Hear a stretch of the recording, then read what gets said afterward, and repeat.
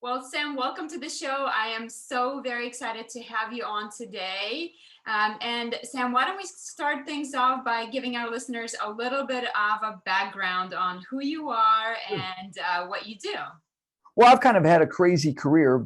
I started out in marketing. I know a lot of your listeners are marketers. I started out in marketing and advertising. I was a advertising writer, creative director. Actually, one of my clients was one of the, I would say, the best home builders in Minnesota, in Minneapolis. A gentleman named Ron Clark builds very luxury homes. So I did a lot of his marketing for a number of years. Moved into public relations, and fast forward, I began speaking. Now I'm a Hall of Fame speaker, a best-selling author. And what my areas of focus are really online information, how to find it to grow your sales, and what to do when people are searching on you. So how to control the message, because as we all know, what shows up online is theoretically there forever. We got to be very careful about what we do, not only on social media, that's obvious, but even in your voicemails, your emails, anything in a digital format can really harm you and also harm the company brand. hmm Yes, I always say, thank goodness Facebook wasn't around when I was in college, because Oh, whoa. You know? But obviously, Facebook is a great tool that we can use to find out about likes of our customers before sure. we even meet with them. So I know one of the things you do is you call it sales intelligence, Mhm. which is basically finding out information in the digital world about your potential customer so that you have an advantage of getting to know this person before you ever meet with them. So can you talk to us a little bit about that process? Sure. How do we go about that? Well, let's talk, theoretically, why that's important. It's a really simple concept. It's not anything new. It kind of goes back to Dale Carnegie, his 1920 or so book, How to Win Friends and Influence People. And basically, people are amazingly passionate about one thing, which is themselves. Yet in sales, one of the things that we often too often fall into the trap of is talking about ourselves. So let's say you're representing a home builder, and what do when you meet with a prospect? Well, you talk about all the awards that the home builders made and these beautiful homes and these developments, and they do really neat things with kitchens and Internet of Things, smart homes, and all. You know what? Your prospect doesn't care about any of those things. What they massively care about is themselves. And so how do we, as I like to say, gain permission to ask good questions? Well, you do that by knowing a little bit about the other person. Now, you can do your homework, and sometimes you're not going to share with somebody that you know about them because it can be a little bit spooky, but it gives you information to ask a better question. So, for example, if I know that you have a dog, I might steer my questions toward that. So I might say, hey, tell me a little bit about your family. So, for example, do you have any pets? Well, you already know the answer to that. They're going to say, yes, we have dogs. You've already prepared to talk about the dog park in the development that you're building, right? So that might not normally be what you lead with, but because you've done your homework on that, you're able to ask a better question. Now, sometimes you will actually find information about the person. Maybe they're a CEO of a company. Maybe they won an award. Maybe they've been a big volunteer in your community. In those instances, you might actually say something, and I've got language for this. But basically, hey, before I meet with people, I do a little bit of homework, and wow, I saw that you were named United Way Volunteer of the Year. Could you tell me a little bit about that? People like to talk about themselves. Now, if you say something as a salesperson and you say, tell me about yourself. Well, too often times as a customer, we know what's going on. Oh, this person's going on a fishing expedition. They don't know about, it's annoying. But if we lead the customer in that direction, we lead the prospect in that direction, talking about something we know they're passionate about themselves, well, then you start engaging in a conversation, building a relationship. Because if we think about it, when you're selling a home to somebody, well, it's obviously one of their most important purchases. Frankly, you're fulfilling their dream. And so do we need to have does the buyer need to have a relationship with you, the salesperson? No, the buyer doesn't need to know about your family because they don't care. But you have to have the relationship mindset that the person you're meeting with, this is a person that you need to know well. You need to know what they care about. And so that's the whole concept of sales intelligence. And then, of course, what I teach is, well, how do you do that? What are the techniques to do that? Yeah. So I think also one of the things about meeting with new prospect, and sometimes the first meeting can be a little bit awkward. And as you Mhm. mentioned, most customers are not exactly forthcoming with the information. Mhm. So I think it definitely takes mastery of how to ask questions so that they are. Um, Opening up to you, and how to position even asking the questions so that what's in it for them, right? So I can help you identify the home that's going to suit your needs the best, instead of showing you every single thing without knowing what you're actually looking for. Yes. But I think it also shows a customer when you lead with something like, hey, I saw, I did a little bit of research ahead of our meeting, and I saw you won this award or something. I think it shows to customer that you are serious at your craft, that you're a Yes. serious salesperson, that you're not just taking this lightly, that you actually done your homework and you come prepared. And I think that will alone put you on a different level with that customer automatically, because it's like, wow, you do homework on all your customers. Yeah, and there's a great quote that I use in my programs from Teddy Roosevelt, and a lot of the listeners will know it, but it's a beautiful quote, and really I think sums up where we need to be in sales today. And the quote is, "Nobody cares how much you know until they know how much you care." Now, is that important from the barista at your local Starbucks? Well, yes, you can give the impression that you care. But again, as we talked about earlier, you're selling somebody their dream. Or looking at another way, you're not selling them, you're enabling them to fulfill their dream. And they don't want to work with a salesperson. I don't want to work with somebody who's going to convince me that I need the fancy new backstop against my new stove, right? I don't. What I want is someone who I really believe cares about me, helping me fulfill my dreams, and helping me come up with the best mix of features and product, if you will, to help me live that dream. So I, as the buyer, I do want to really trust that salesperson, that person cares about me, has my best interest in mind. My guess is most of your listeners already intuitively do that, but they might not always give that impression. And just by doing a little bit of homework, hey, before I meet with people, I do a little bit of homework. I see you're CEO of this retail store, or you're an orthopedic surgeon at this medical center. I've never seen you, but you must know Dr. Jones. That's my doctor. Whatever it is, trying to find something to get the other person talking about themselves, because that, in any buying and selling relationship, as I like to say, there's a brick wall. As a buyer, we come in like, what is this person going to try to con me into, right? We just have that because, unfortunately, there's a lot of bad salespeople out there. Our goal is, how quickly can we blow up that brick wall and really show that we're different, we've done our homework, we genuinely care, we're in this for you. And that's a mindset that I think once you have some information about another person, it really enables that mindset, allows you to do your job better. Mm-hmm.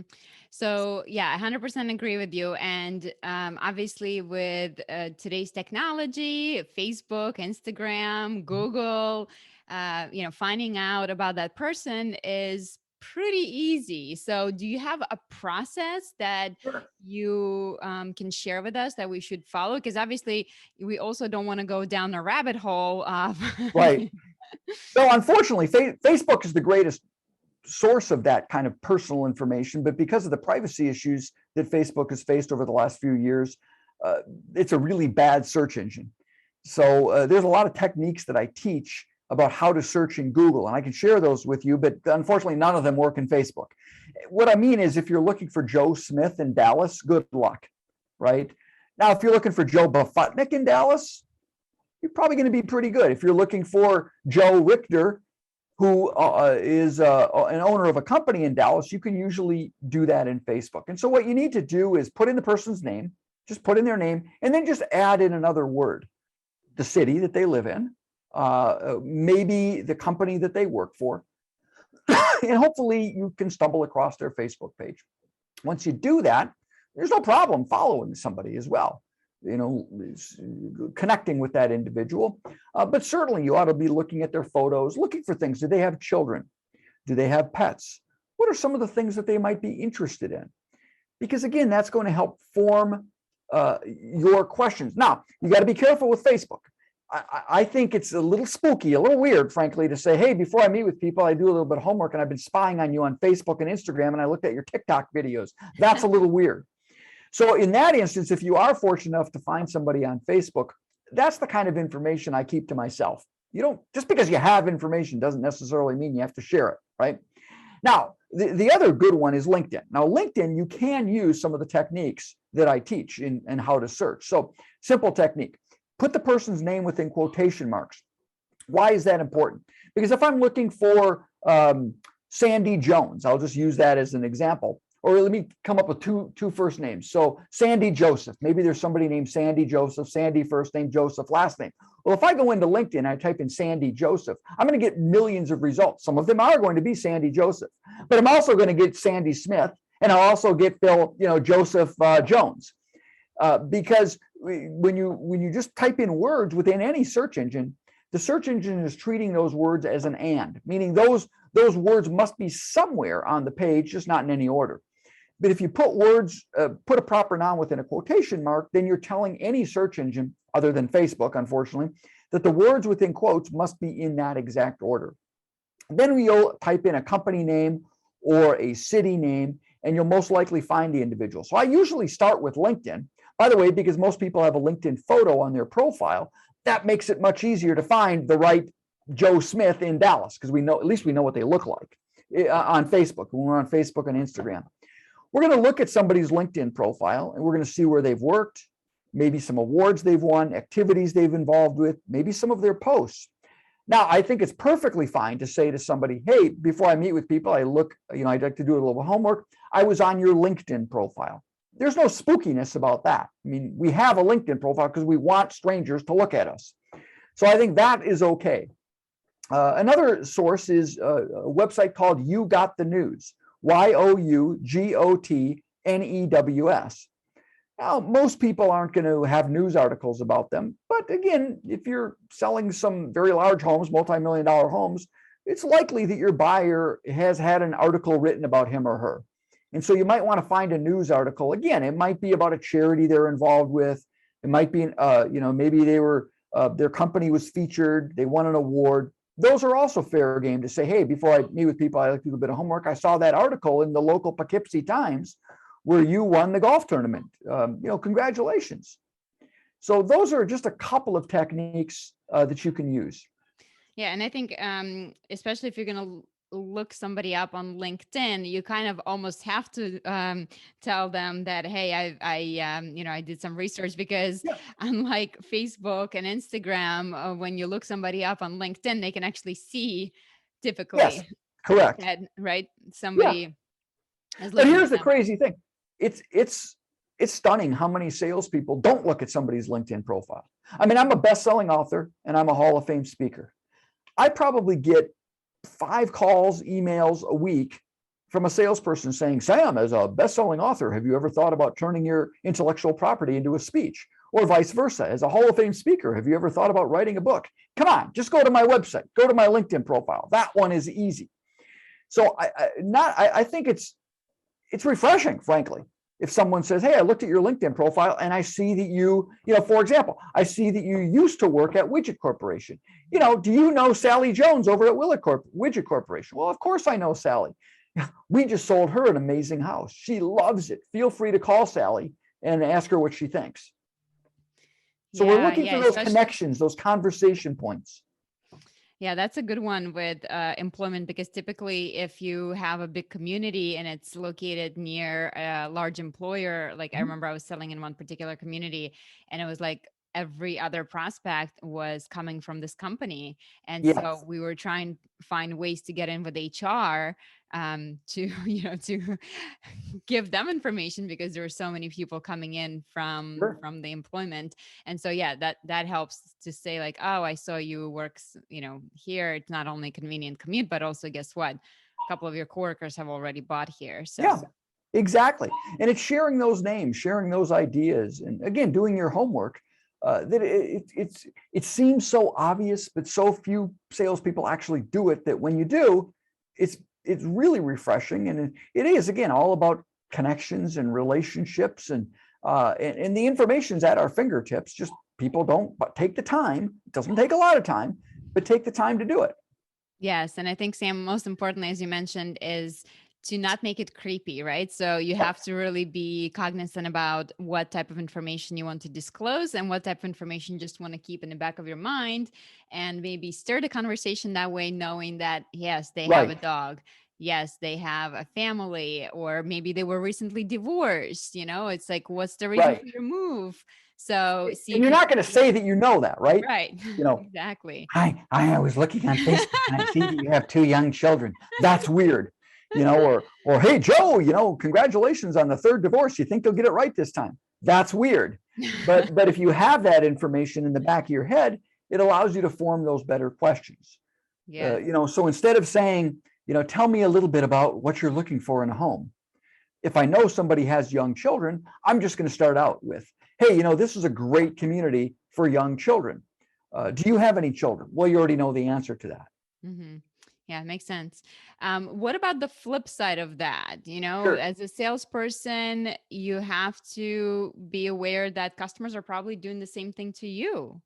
Well, they are looking at you. They're looking at your LinkedIn profile. Because remember, you are the human that allows them to, or enabling them to live their dream. So they're going to be researching you. There's no question about that. They're certainly going to be researching your company. So there's the obvious things, stay away from politics online, right? Don't talk. Now, I'm not saying, you have a right to do whatever you want. So if you are going to talk, because I've heard from people, nobody's going to tell me what to say on Facebook or Twitter. Fine, do it. Just know that whatever community you're in, you could potentially be losing 51% or 49% of your customers.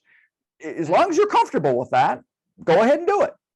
Yep. But be careful, as I would say. If you want to be attractive to all 100% of the people in your community, just stay away from it altogether. Okay, those are some of the obvious things. You don't put silly jokes. You don't do some of the less obvious things that you look where people might be complaining about a buyer, even complaining about their day at work. If I'm buying a $3 million home, I don't, no offense, I don't really care how bad your day was at work. I don't want to be seeing that. I don't care when I go and look at a Yelp review. Listen, everybody's going to get negative reviews. We understand that. But what most people are looking for today is not so much the negative review. Obviously, if there's lots of them, that's a problem. But, let's say that most of them are 5-star, 4-star, but then you get the occasional 1-star. I like to see how somebody responds to that 1-star review. Mm-hmm. So for example, if somebody says, this builder, they kept delaying. They told me the house was going to be done in November. That darn thing didn't get done till January. It was a horrible experience. Hey, we all know that happens. What I want to see is the response. A bad response would be, my customer had unrealistic expectations. That's not what I want to see. Matter of fact, if I see that, I'm not doing business with you. Mm-hmm. However, if I do see things like, I really apologize. We did say November. As we all know, we've had supply chain issues as it relates to lumber. And frankly, I did a poor job of communicating with my customer. I take full responsibility for that. And by the way, here's what we've done. What the customer didn't mention is we added on the extra covered patio at no extra charge, whatever. Mm-hmm.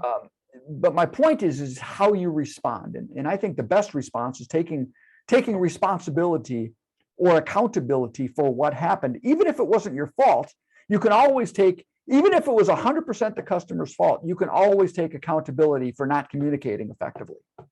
Yes, I agree with you. And I think when I go to look at reviews, I almost skip the 5-star review. I know. Yeah. Right. And you look at I like to look at that 2, 3-star, because 1-star, like sometimes I wonder if it's like the competitors, if Yeah, it's there's always that one customer, right? right. So I Yeah. always kind of like, okay, so the 5-star and the 1-stars I'm going to remove, and I'm going to look at that middle 3, 2-star, 4 stars and see what people said. And like you said, I think the most important part is what kind of issue was it and how was it handled? Like what was the complaint and what was the resolution? So and that's going to help me really make a decision whether or not I want to move forward with that builder, because I think most customers know that home building process is not going to be, HDTV Right. experience. That is going to be a bit of a bumpy ride at times. And I think, yeah, the key is to see,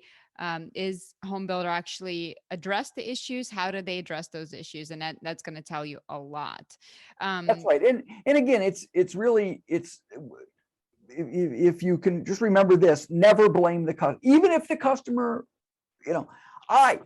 I told them I wanted a $3 million house but I only had $150,000 to spend. Well, come on. I still don't want to see the response of this customer's crazy.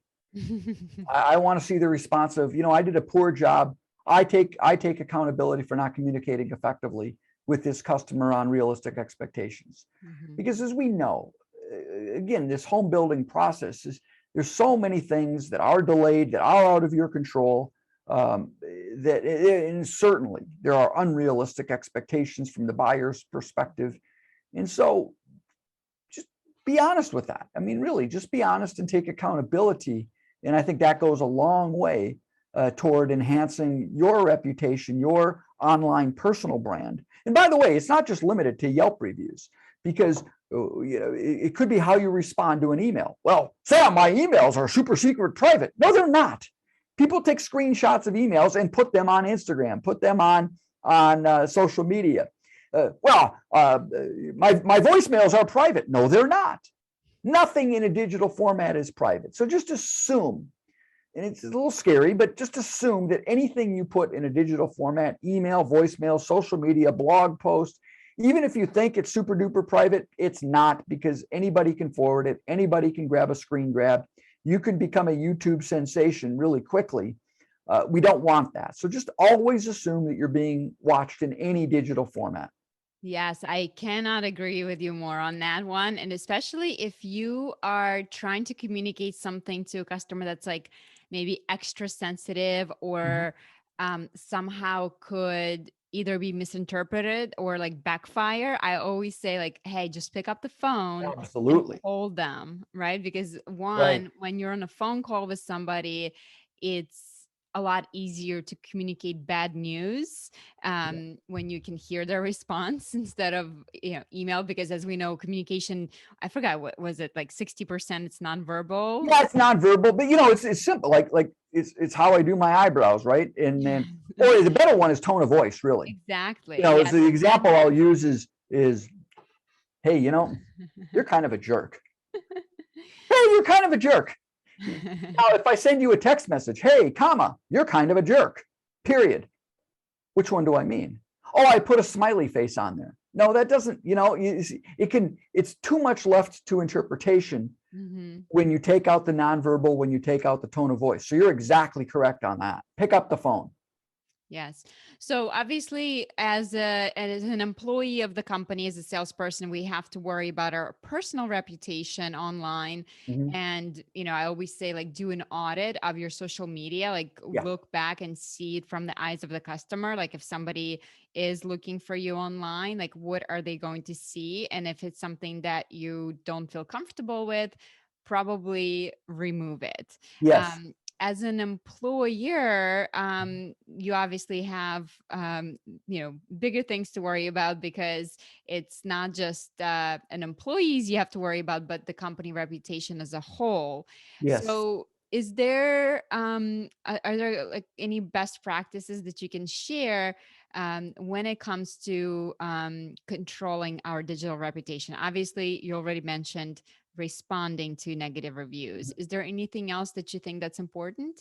Yeah, I do. And a great question.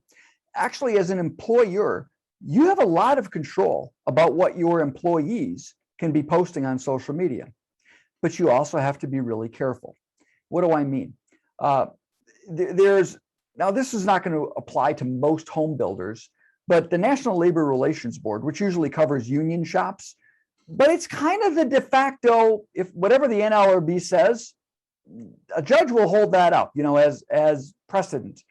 And the NLRB, now they've changed their tune a little bit, but it used to be basically that whatever you allowed to your employees to say around the water cooler, they can put in social media, and it's not a fireable offense.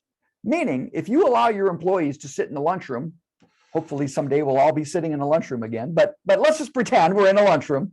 If you allow your employees to say something along the lines of, that Smith family, they're a bunch of jerks and they never pay their bills. And then somebody actually posts that on their social media account and tags the Smith family, that may not be a fireable offense. Wow. Which is a little crazy to think about. Unless, and this is really important, as an employer, you have what's called a social media policy as part of your employee handbook. And that social media policy needs to be in place and communicated to your employees prior to any incident occurring. So you can't have an incident occur, then go write a social media policy and then tell everybody about it. Meaning, if you don't have it now, go get one.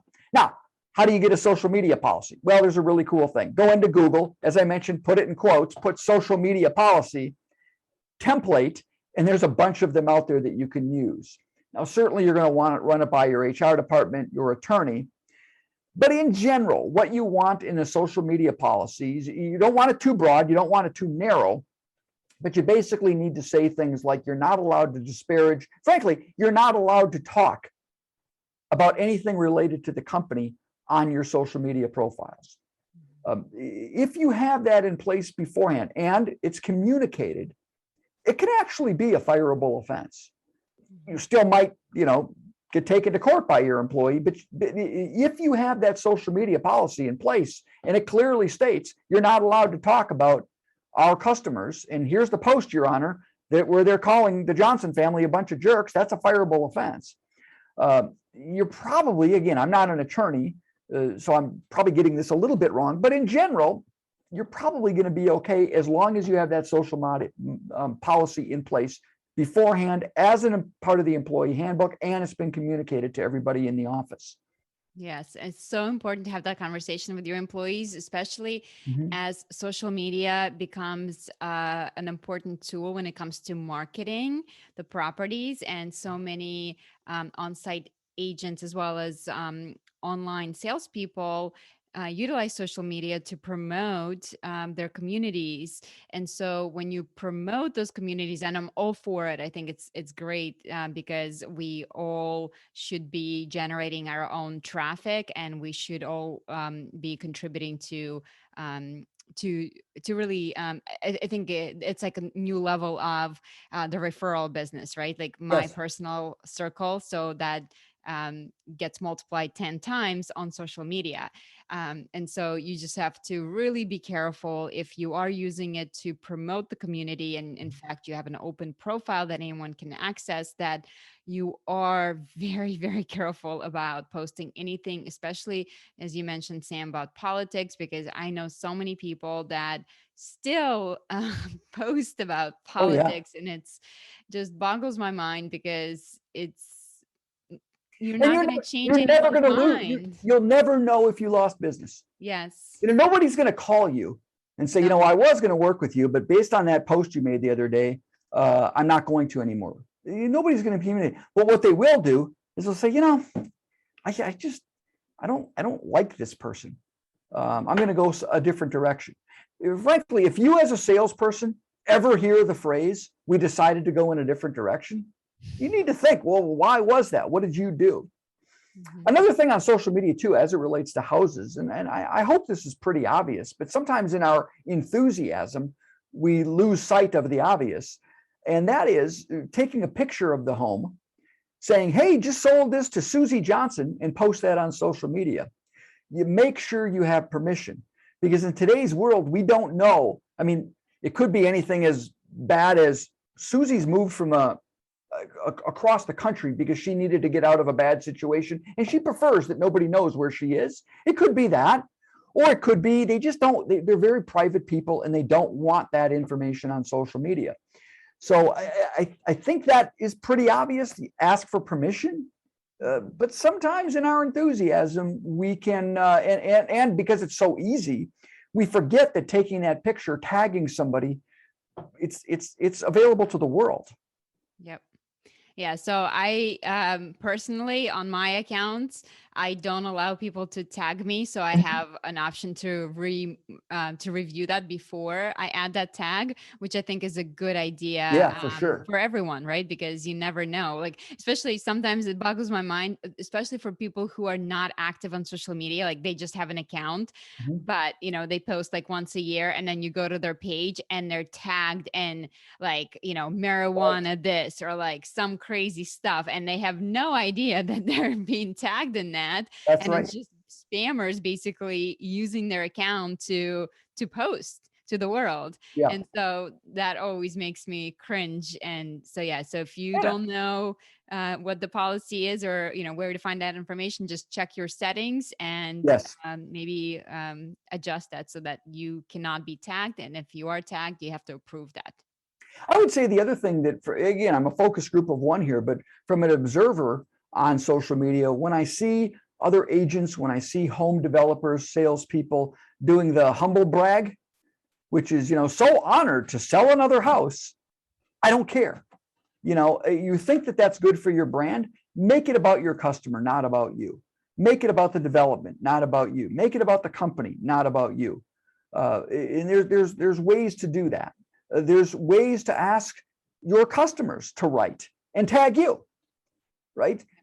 Hey, we're so excited to be moving into our new home. Susie Johnson was the best agent to work with, and then they tag Susie Johnson, and then you go in and approve that, and that gets posted on your social media profile. I'd way more rather see that as a prospect than you doing the humble brag. It takes a little thought, but you know what? You just sold someone their dream home. They love it. That's the time, as I like to say, referrals. That's the time to ask for the referral. That's the time for them to say, hey, would you like to take a picture? And by the way, would you mind tagging me? Now you can do the humble bribe. Would you mind tagging me? Because I've got this beautiful $100 gift certificate to Ruth Chris Steakhouse that I'd love to give you. It's depending on what you want to do, but I don't see a problem with that. Yeah, absolutely. I mean, user-generated content is the best social media content, and that's something that you should definitely pay attention to. And yes, I 100% would post user-generated content all day long for my builders, as opposed to just something that I'm going to post. So absolutely. I mean, it's the same with me, right? If I go online and say, did a great speech today for Widget Corporation, well, that's advertising. But if the CEO of Widget Corporation goes online and says, hey, we had a great speech by Sam Richter today, well, that's PR. That's someone else telling the world how good I am. I'd much rather have that. That has much higher credibility. Yes, absolutely.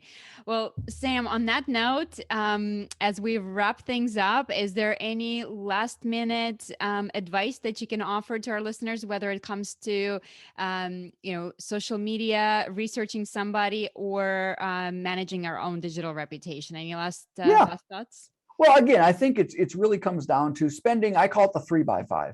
Prior to any meeting, spend 3 minutes. That's all it takes.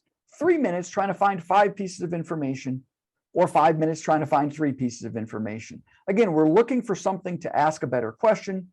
We're looking to make the other person feel important. On the flip side, give yourself, for lack of a better term, a social media audit. Find out what do you have, or maybe have a friend or a loved one. Just look at your profile and say, I want you to look at this through the eyes of a prospect. Is there anything out here that bothers you? Anything that would question you wanting to do business with me? As an owner of a company, you might want to do a social media audit, or again, have somebody do it on your behalf because you might be too close to it. Look at all of your employees and see if their personal brand might be damaging your company brand. I actually have a free tip sheet on how to do a lot of this, and people can get that. They can just go to my website, go to www.samrichter, RICHTER.com, or just Google me. I'm pretty easy to find. SamRichter.com. If you wait like 3 seconds, one of those windows will pop up that says, would you like the tip sheet? Enter in your email address, you get the tip sheet. It's really step-by-step instructions on how to implement a lot of these search techniques and many more that I teach in my programs. Awesome. And Sam, if somebody wanted to connect with you more, where do you hang out most on social media? Oh, probably LinkedIn. So again, really easy to find. Sam Richter. It's just linkedin.com/in/Sam Richter. And would love to connect with you, and certainly ask me any questions you have, and feel free to reach out to me via email. Again, super easy to find. Just Google my name. Awesome. Well, Sam, thank you so much for being on the show today and Thank sharing you. so much great information. I think every single person needs to be aware of the fact that people are searching for you, and you can do the same. So, step up your game and be prepared when you're meeting with that first prospect. So thanks again for being on the show, and I will talk to you very soon. Great. Thank you. Thanks. Bye.